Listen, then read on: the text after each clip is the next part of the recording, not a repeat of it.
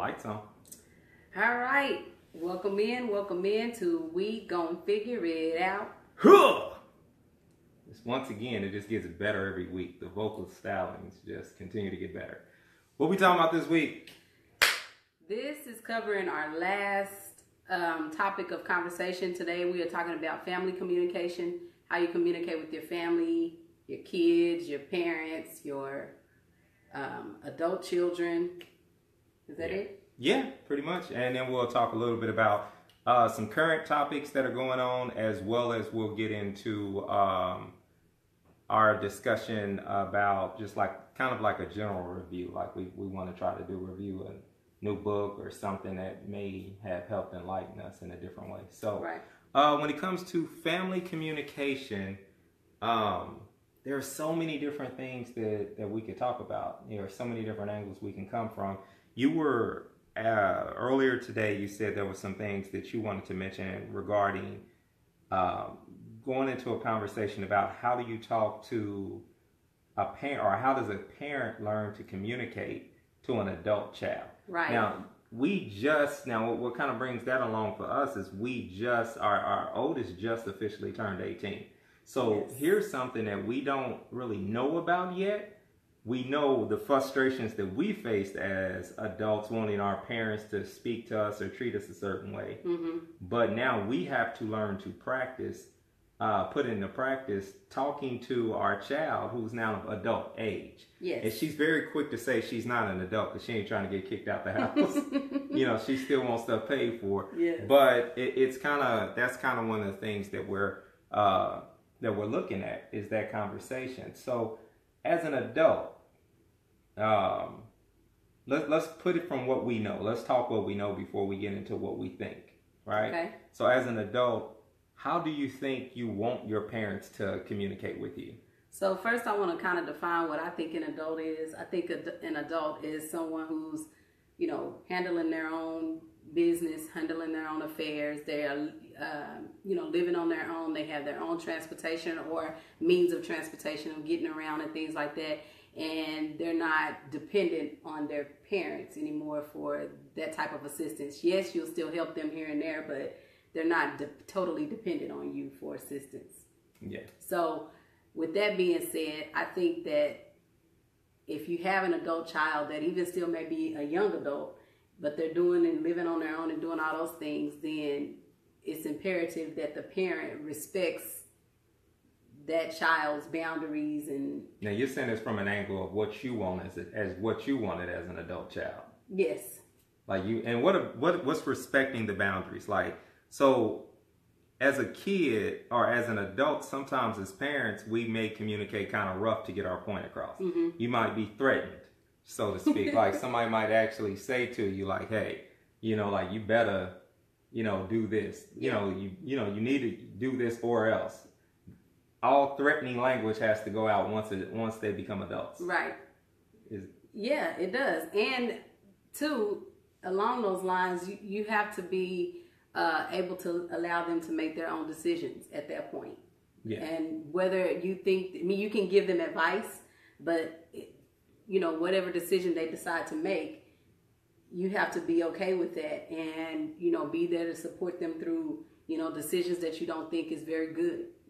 And I think when you do that, you're not enabling them and you're allowing them to grow, because we all have our own stories that have helped us to be the people that we are today. So good, bad, or indifferent, they have to go through things to learn and grow and to become who they are. And I think after so many years, 18, 19, however long, you're taking care of your child, and they're always going to be your child. Mm-hmm. After so long of taking care of them, and I get the point of like, you have to allow them to grow and make their mistakes and, bump their head and do different things of that nature. What is the, where's that boundary come in though? Like, how do you start to, like, where do you pick and choose the categories? You know what I'm saying? In which that you do that. Because if your child moves out the house, it doesn't matter. That's still your child. And you see them going down a path that may be bad, you're going to want to say something. I mean, like I said, you can say something all day long, and hopefully that they'll they'll understand and they'll take your advice, especially if you've been through something similar and you know how it turned out for you because you didn't listen or whatever the case may be.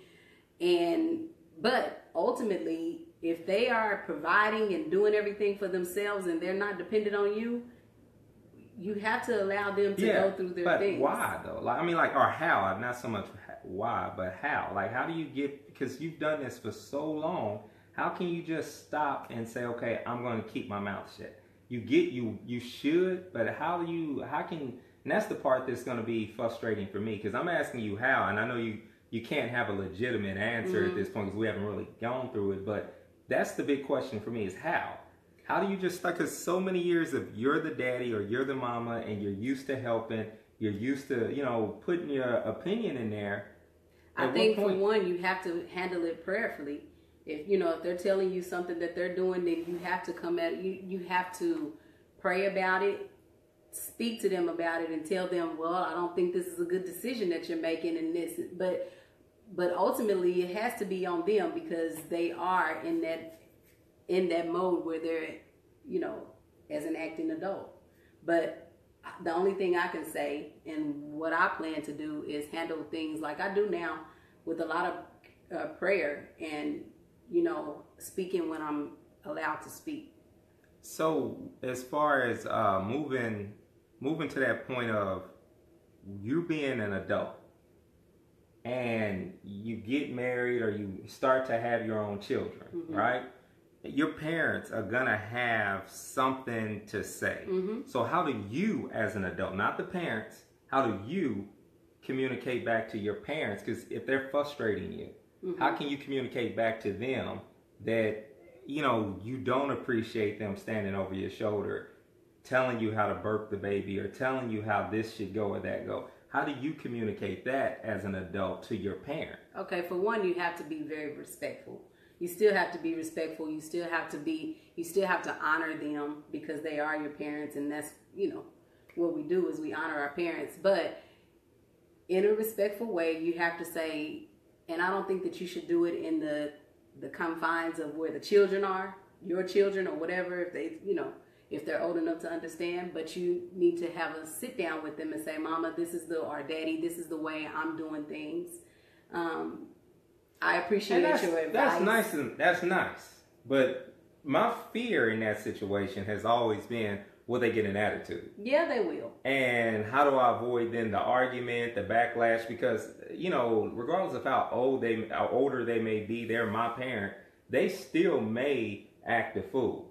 Not talk to me or just be like, okay, well, tell you what, you can take you and your baby and you can go head on. You know, like, how do you avoid that negative interaction? Sometimes it's not avoidable. Sometimes it's unavoidable, I should say. So the only thing that you can do, though, is, pray for your parents, ask them, I need you to try to understand what I'm saying to you. I'm not being mean to you. I'm not shutting you down. I'm here to listen to your advice, but if it's something that I don't agree with, I need you to agree with it, Yeah, because the funny thing about it is it's a generational thing. Our parents gave us advice that we didn't want. Yeah. And it frustrated. And sometimes it doesn't even come from it's funny because when you get married and you start intermingling with families, sometimes that unwanted advice is coming from mother-in-law or father-in-law, that type of thing, instead of, where you may not even necessarily be a big fan of your mama or daddy getting in your business. And now you've got a second set in your business telling you, and you got to now deal. And this is the part where I say you have to learn to effectively communicate, because then you get in your own feelings.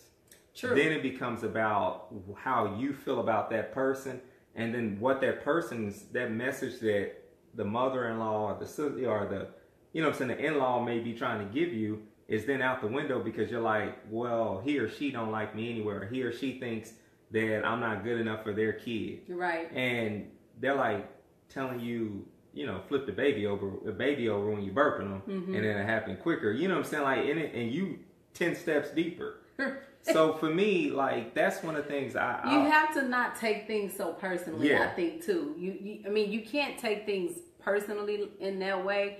Now, if there's a certain level of disrespect, I think that the spouse, and like you said, if it's a mother-in-law, father-in-law situation, then you as the spouse and both of the spouses have to be on the same accord, and they have to come together and band together and say, hey, mama, daddy, mother-in-law, father-in-law, this is the way we do things, back to that. But you guys have to band together. It can't be, well, she said that, or that's mama, well, I can't really do anything about that. I think the unit has to be cohesive and stand together. Yeah, I think that's a key factor on that one. Hey, Clarice. I'm Margaret. I think one of the bigger things when it comes to the communication issue with it's just really looking at things and kind of just being easy, like laugh at it, because the truth of the matter is, this is something that is on sitcoms, it's on television. You've seen it happen unfold. You've seen when your parents may have been frustrated by it, and now it's happening to you. And sometimes you just got to be lighthearted about it. Like when I noticed, it took a while for some of those typical things, like some of those things that they joke about. Mm-hmm. It took a while for those things to actually happen. And when they did, it was just like, I'm sitting there watching, it's like, this is just like television. Yeah. You know what I'm saying? So I couldn't help but laugh at it or let it roll off my back, because it was like, this is life. This is part of growing up. This is part of the process. And in most cases, they don't mean any harm. Yeah, the frustration's real. But like you said, the reality is they didn't mean any harm. If I spew off what I'm feeling right now, that is meant for harm, though. Mm-hmm. And I think that's the key thing to avoid the confrontation. Is like, do I really want to harm this person? Right. Even if, and don't pay attention to whether they're trying to harm you, because it's not a war. Yeah. You know what I'm saying? Like, so at the end of the day, you're not warring that person. You just do a self-check and just say, okay, where's this person coming from? Mm-hmm. Same thing with our parents. At the end of the day, as a parent, if I see our daughter or our kids making decisions that are not good, I think one of the things that always backs me down from really just taking it to the next level with them and giving them a piece of my mind or whatever it might be, is that truth of the matter is they're learning, they're growing. I as old as they are, and you could say it's unhealthy, I still just view them as my babies. And it's like, who gets mad at a baby? Like, who punches a baby or yells at a baby for just crying? You want to punch a baby? No, but I'm saying people do people that. Do yell at babies. And punch them and hurt them, which is so sad. And Clarice says slow to speak, which is so true. Yeah. Quick to listen, slow to speak. Absolutely. So the other mode of communication is, I mentioned that when it comes to life, things don't always work out the way they should. Mm-hmm. And so people get divorced, people never get married, but they break up. So things happen. Can you read what she said? Add in untraditional family aspect and you parent a little different anyways. Yep. Very true. Yep. Very true. For me, we kind of have a blended family situation. One of the things that I read in a book early on in going through the divorce process, I had read a book where the person had said their language was different because the book was written in the 80s, and it said, don't refer to her as your ex-wife. Refer to her as the mother of your children, and it will set you on the right path. Mm-hmm. And so fast forward to modern age, we've learned, or not modern age so much, to putting it in more of a, like the age where I grew up, it means don't say baby mama. Oh, I hate that. Or baby daddy. You see what I'm saying? So don't reduce them down to just, the whole overall point is, when it comes to communication, if you start with how you view the person, it changes how you communicate to the person. And that's a respect thing. It takes you back to being respectful. If the title of that person coming out your mouth, you have to make an effort to not say what's comfortable or what everyone else is saying. You're starting off by making an effort to be respectful. And in that effort, the rest of what you're going to say, you may be mindful of it. Yes. Now, communicating back and forth, the differences. I was going to say one thing before you move past the baby mama, baby daddy, was, people also have to see themselves as not that. Because I'll hear people call themselves, well, I'm the baby mama, I'm the baby daddy. Yeah. And it's like, if you see yourself, you respect yourself enough to call yourself, this is my son, or, the mother of my child. Yeah. Then that helps too. Yeah. The big thing is the child grows up. The child won't always be a baby. Right. You know, and so like she said, the child will notice. Yeah. All the frustrations that come in with having a child, that is, you know, like all the differences that when you bring a child into the house, the relationship is always going to have some pull. It's always going to be a little bit of tension. You can set up all the key things. You can read the books and it say go out on your dates, do this, that, and other, and it will help you. You can know each other's love language, and that's great. But at the end of the day, there's still going to be some tension, and how you survive that tension will really boil down to being able to come back to how do I communicate in a respectful manner while I'm frustrated, while I'm mad. And in some cases, like, you know, for some people, they shut down and they can't. They don't know how. Yeah. But I challenge people that, yeah, that's good sometimes in certain cases. But I always challenge people to a greater level of excellence. You know, like, try to find a way to learn how to communicate even when you're upset. Right. Don't ever be controlled by your emotions so to the point that it makes you flee. Because if you start doing it in that relationship, it kind of bleeds over into the relationship with the child. Right. And then you're flighty in that. And so for me, I learned it being resilient, being there and saying, okay, I am going to find a better way to communicate. And in most cases, it usually boils down to that means I'm going to have to humble myself. If I humble myself, then I'll end up in a situation where as soon as I lay my pride down, then the conversation can, you know, as we were conversing, things can go a totally different direction. Absolutely. Humility, yeah.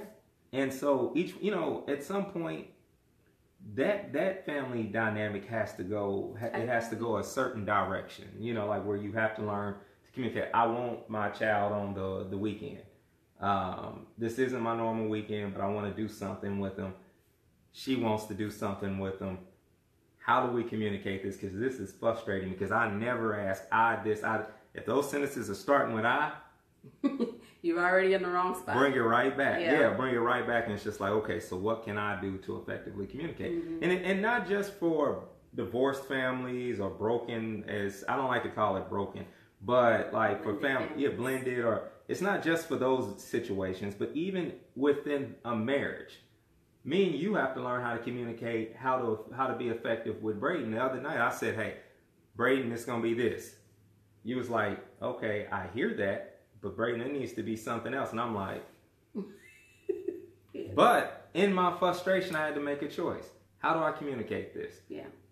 Do I communicate this where I just get loud and I say, okay, I'm the man of this house and I dare you? And at some point, it's just like, okay, what am I going to show him then? Right. What am I going to show him? It ain't about, because the petty in you will always say, well, what is she showing him?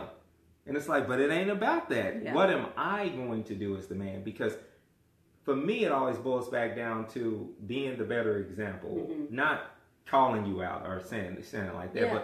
But it does boil down to that's like, because there's times where you chose the quote unquote the high road, and then all of a sudden I'm like, now I have to go.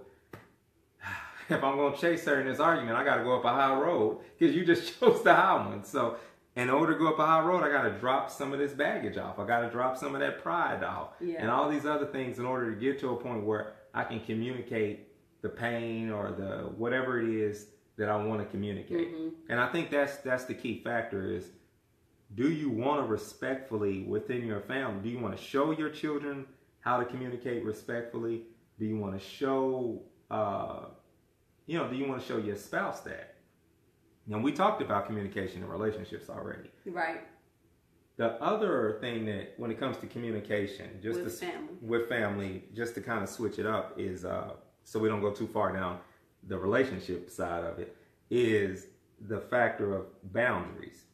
Sometimes your brothers and sisters are your best friends. Sometimes sometimes your cousins are your best friends. How do you communicate a boundary to those people who are tight, who you are absolutely tight with?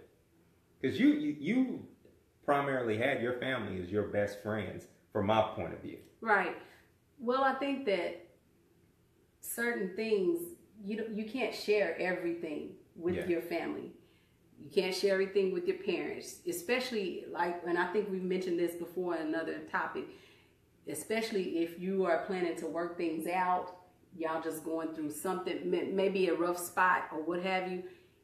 You have to keep some things within your household, and it can't go outside, even if you're talking to your sister or your, which is your best friend or what have you, or your parents. You have to be able to have that boundary. Right, with one major exception, and that being abuse.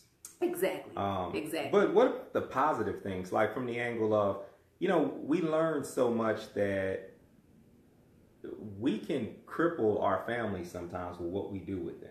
Mm-hmm. When we're ready to evolve to the next level, how is it that how do we communicate that? Like, I've got a cousin or I got someone I always hung out with. Now, it ain't even about I'm in a relationship.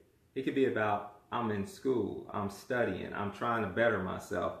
I don't want to sit up and smoke weed and play video games. I don't want to, watch wrestling all day with you. Right. How do you communicate those things when it's time to move forward? Or really, how important is it to communicate those things? It's extremely important. And to me, you just have to be upfront and honest, regardless if you think they're going to laugh at you because you used to be the cool cousin or, the cool relative, and now you're taking a different path to better yourself. You just have to be upfront and honest. And most times, more times than not, it's going to be something that they're going to be inspired by too.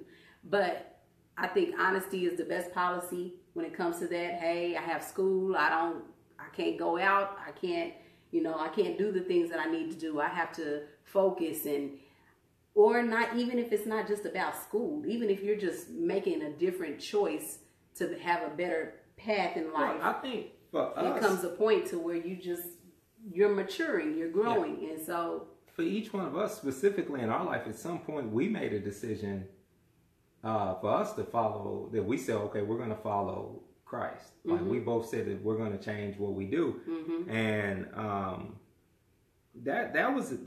those are small little things we had to communicate. And I learned the key of success for me was I didn't communicate to people like, hey, with church language. I didn't go out and say, hey, I'm saved now. I just communicated it through the best way that I could every day. Basically, it was one of those things where I just spoke less, said less, because I realized there were some things with me, the way I understood how I operate, mm-hmm. and I knew if I was around them, I was going to cuss. I was going to do what they were doing. I was going to do everything everyone else was doing. So I had to make a point to like gradually, separate. And I made the mistake in the past of just doing a cold turkey cut. Mm-hmm. Like, oh, I'm going to give my life to Jesus. I ain't messing with y'all. And then all of a sudden I missed everybody, and me missing them was greater than what I was feeling with this in-between of like trying to learn this new way of living. Right. And I ended up basically going back to what I missed. Mm-hmm. And so I just let things happen naturally. I didn't even plan it out. Because I had tried that method too, where it's like, I'm just going to ease my way into this Jesus life. And then eventually it just gave it up. Yeah. So I just gave it up and just let God handle it. Right. So I think for me, I just kind of gave it up and just let God handle it as well. People were offended by that because they thought that I, was cutting them off and, but it was just that my life. People communicated to you that they were offended? Mm-hmm. Yeah, some of our family members, but I had to show them my heart. I'm changing, I'm growing, I'm different, and the things that I used to do, I don't want to do those things anymore. The places that I used to go, I don't want to go anymore. And so they finally figured it out. But when I would come around at first for a long time, people felt convicted. It was a weird type of thing. Just my presence made them feel a certain kind of way, like I was judging them, and I never did, because of course I was all, I'm the type of person that, hey, I know what this life is about. I've been there, done that. And when God captures your heart in that way, it'll be the same for you. But there's no way I'm going to judge you because I was there. You know what I mean? Yeah. And so God worked it out, but it really wasn't anything that I could avoid as far as kind of getting the backlash. Some things you just can't avoid. You just kind of have to deal with it and grow with it, So we're done with with communication for right now. We're gonna have another series of things we'll talk about going into next month. Mm-hmm. But we did 3 shows in a row about communication. Right, so communication with professional communication. We did communication on relationships, and now we finished up with communication with family. Yes. And so moving forward for today, we're going to talk about something that's somewhat uncomfortable for some people. I think it's necessary for us to talk about it. And I know I have other platforms like the Barbershop 918 mm-hmm. that I'll talk about this with the guys and in a different way. Then also maybe even on This Life Matters. I think for me and you to talk about it, both me and you sat here today and we watched NBA Media Day and we watched LeBron make some statements. We watched, we seen over the weekend like Chris Paul and LeBron had strong tweets about the president. We saw the NFL also making protests. And so there's this there's a lot of different things that are going on. And there's 2 different angles. I want to start off by saying my thoughts on it. Okay. And my first thought is this. It's an awkward time to be in America right now. And when I say awkward, each one of us we've gotten used to in this media age having our own personal preference. And then having our preference on how we want to see things, view things. No matter where you go on social media, you can find someone else who supports your point of view. Right. And so you're never really alone in that. And so, but yet on the same token, you feel free to have your own point of view. Mm-hmm. It is an awkward time because right now I feel like there's this shift toward either pick a side. Yeah. And sometimes everything isn't as black and white as you would think it could be. Mm-hmm. I don't like the idea that, like, if you don't pick a side, someone says you're soft shoeing the issue or you don't have love for this side or that side. And for me, I look at it like this, flat out, regardless of what anybody says or thinks or whatever, my opinion on the president's comments is the same as everyone has echoed, both liberal, conservative, or whatever. Yeah. The statement's wild of line. Yes. And the saying SOB for me was kind of strong just because, like I expressed to you, that's a disrespect toward women who raised athletes. And if you're raising someone who has a special talent, all the different things you have to do to help to help hone that talent and get them to practices and pay the extra money and work overtime, or even if you may have been in a situation where you had money, it's still spending and investing a lot of time into your child, and to be reduced down to being called a B. That's the part that kind of rubbed me wrong. Now, I'm not going to sit up here and president bash. Right. You know what I'm saying? Because I do believe that in general that the office does deserve a certain level of respect. But, and I only base that not off of my emotion, and I don't know if this makes sense, I base that off of my biblical view. Right. You know what I'm saying? So, like, for me, it's an awkward time because you still have your strong opinions, mm-hmm. and you have to really be careful of how you put it out there, mm-hmm. what you say, how you say it. But I am very proud that athletes decided to step up and say, okay, we're going to use our platform. We're going to use you get us up here and you only want us to talk about the game, but you know what? We're going to talk about something bigger. And I hope that it stimulates conversation that brings it back to the original points. Original point. The original point about, inequality and the plight of just, it's not crying or whining. Like, I'm insulted when people say this is just black men crying about how hard it is to be a black man in America. No. It's not in my DNA to even cry like that. Right. It's because it's bringing awareness that there is a difference. And that difference is not balanced. Right. That difference isn't fair. And we've always carried the load. We'll pick the load up and keep going. We're not saying that we expect some overnight change. Mm-hmm. We know this is going to be a generational thing. Right. I can go to my grave knowing that someone will never see me as an equal, and I'm okay with that. For me, what I'm not okay going to my grave as a man is knowing that someone's going to look at Braden and Navon the same way they looked at me. Each generation, I want them to see I want someone to see me now as 5/5 human. I want to see a time frame in America where I am completely amended, 100% man in everyone's eyes. It should have never been stripped from us. Right. But that's what I want. I never want my son to have to feel inferior. I don't like that we have to teach them to work double time. It's a reality. It's a reality. So for us, I kind of feel like that's where I'm going with that. Those are some of the emotions and feelings I've gotten from everything that we've kind of watched in the sports media this weekend. What about you? So for me, and I've been thinking a lot about this and what I wanted to say towards this topic, I'm very careful of not posting anything or chiming in on this particular topic through social media, because you can get caught up in these debates and that mean absolutely nothing to me. For me, I really don't care if a person stands or if a person kneels. I feel like people have the right to express and protest the way that they want to, as long as it's nonviolent. And I think that, the people kneeling, they're doing it for a point and a purpose and a reason, which is the original topic with what Kaepernick was talking about. That's what they're doing it for. And the people that are standing, they have reverence toward, the flag and the people who serve the country. And I'm all good with both of those things.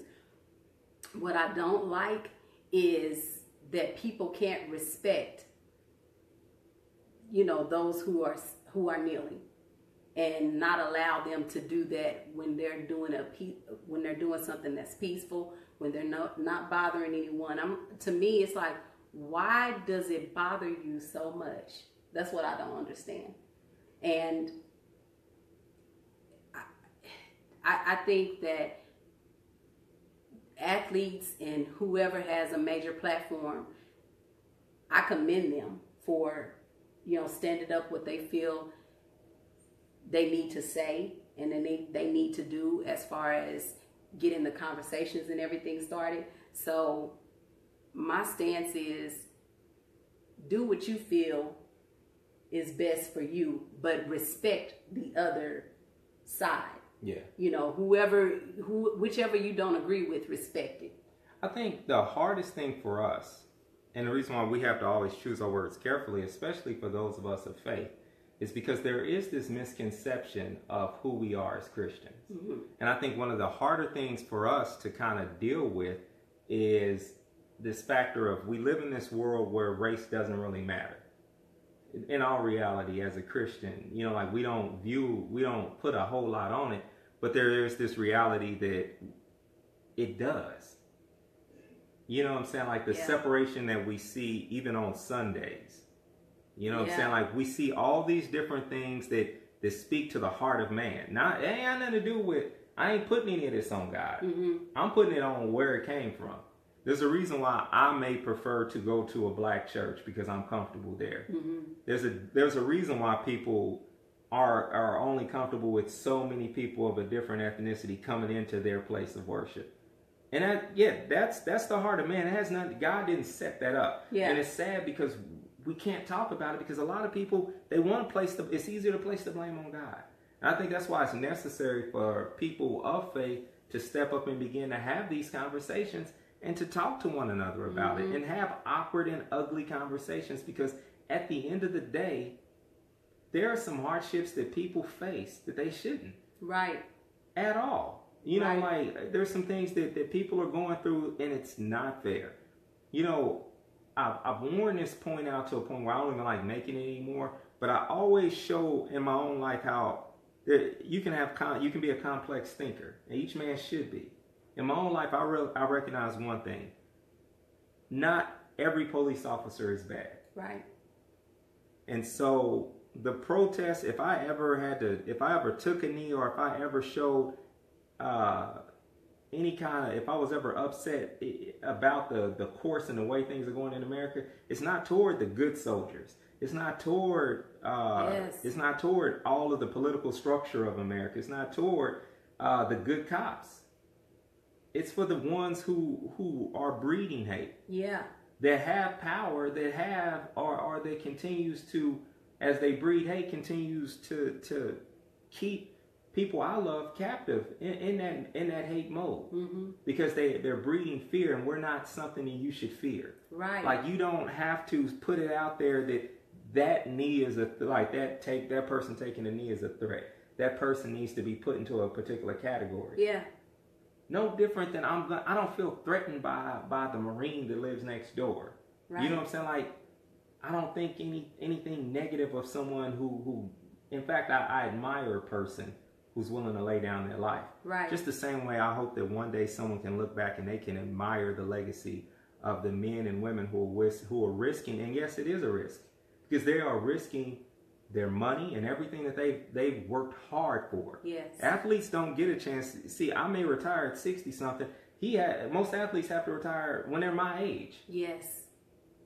And they've dumped all of their life into this one thing. Mm-hmm. And we say, well, they can go on and do other things. What we're learning about CTE, I don't know. Right. And, and then that's another point. You know, people talk about, how can these people kneel or this or that when they make this amount of money? It's not about. They earn more of a right to kneel because they're paying more taxes than most people. Yes, it's so not about the money. It's so much bigger, and I wish that we all could see past our small, the small hindrance that we you know, past our eyesight, you know. And on that same point, it's not that I'm saying to the person who's wearing the Make America Great Again hat that they're hateful, that they're racist. Right. And I think that's the problem, is that when people see someone in support of the president, they automatically assume that person's a racist, and that's not the case. That's not the case. And you know, that's just as egregious as saying that I'm dangerous, or I'm a big bad dude, because of, you know. That's not this. It's wrong on both ends. It is. And I think that's one of the things, is learning to be in a relationship with someone and love them despite having differences. Like, that's the biggest thing that we can do as humans, from one human to the next. We have to learn to sort out our differences. That's right. And still bring it back to love. But I think that's the key factor, is you've got to have love at the key of it. It's all about love. This is an awkward thing for a lot of people to talk about. This is a very awkward thing, but I can promise you this: if we're going to move forward, we have to have hard conversations. Yeah. The statement I made earlier is, I believe in pushing people to be excellent thinkers. That way, if we can have excellent dialogue, if we're able to articulate ourselves, then people won't fear us, because people only fear what they can't understand. Right. You can't understand. You know, often if I was just mush mouth, you wouldn't understand me. But if I learned how to say and articulate my thoughts, you know where I'm coming from. Right. And so if I ever get the platform and the voice to say it. And now in social media, we're going Facebook Live, and it may only be one or two people who will watch this video. But we've articulated our points and our thoughts, and people can see where we stand, and they can see our heart. Right. There's no ugly here. There's no racism here. And I'm not saying that in a way of just trying to gain someone's approval. It's the reality is, there is a reality from our angle, and I want people to understand it. Just like the same way that I want to take time to understand other people's angles. Mm-hmm. Be honest with you, I've never been rich and in power. So I have no idea how hard it is to stop my train. You know how hard it would be to just stop my train of thought. I don't think I could be bullied into it. If I was rich and I always had power, if my money got me all the way to the White House, and I've always thought this way, and I'm in the biggest house, I'm not going to just set in your ways. Yeah, I'm not going to up tomorrow and just be like, okay, I'm just going to change the way I think about things. Mm-hmm. There's something in place there. And so it's going to take time, but I would say no one should quiet their voice, because just because it's going to take time doesn't mean that it's going to be hopeless. Right. You know, the absence of change doesn't, immediate change doesn't mean it's a complete absence of change. Right. Things can change if you have faith, open love. That's right. So I agree. Last thing we were going to talk about, and I'm just going to go through it briefly. We didn't really read a new book this week. But you've been studying and doing some good things, mm-hmm. and I've been doing a handful of good things too that we'll start talking about more often in the future. Right. But the new Lecrae album, it came out, and All Things Work Together, and I would like to say that it's a solid album. I think it's he spoke a lot about what we just spoke about. Okay. The second track, Facts, is one that he I know really Brandon loves that one. Put himself out there in a way that told the rest of the world who he truly is. Mm-hmm. And I think that track right there probably speaks to the awkward frustration that I feel a lot of people in our boat has, where you're in this world where you kind of teeter this line, and at some point there's this breaking point where you're like, okay, I'm tired of I'm not a bad person in the core. I've got to say how I think. I got to be who I am. God made me this way, and I'm not going to be ashamed of it anymore. And I'm not going to separate godliness from blackness. You know what I'm saying? Like that, he made me. Yeah. He loves me, and I have to speak to how I feel about things. Right. And I think for a little while I wavered because I didn't know what he was doing. Mm-hmm. You know, and I still don't agree with everything. Mm-hmm. But that album, and especially that one particular track, brought me back. So, and a little bit of the writing and stuff I've been doing, I'll probably sit down and put some thoughts out about each track on our blog. Nice. So, nice. All right, that's the show. That's the show. Thank you all for tuning in. We'll see you next week on We Gonna Figure It Out. Who?